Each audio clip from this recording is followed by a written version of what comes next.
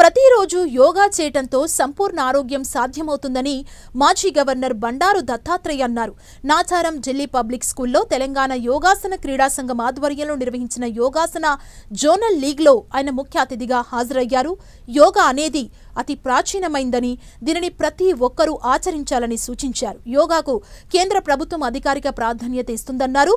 ఈ కార్యక్రమంలో MLC Malka Komaraiah, Anjireddy, Telangana sports authority chairman శివసేనారెడ్డితో పాటు పలువురు పాల్గొన్నారు. ఆర్గనైజేషన్ చేస్తూ ఖేలో ఇండియా కింద ఈ యొక్క క్రీడలను ప్రమోట్ చేస్తూ ఉంది.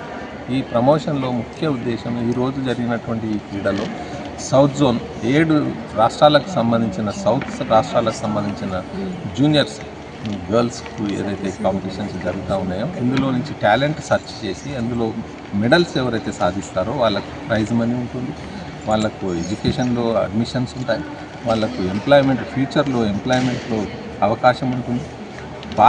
ప్రపంచంలోనే ఇది అత్యంత కీలకమైన అంశం. ప్రైమ్ మినిస్టర్ గారి ప్రోద్బలంతో ఇది యోగా డేను కూడా నిర్దేశించడం జరిగింది.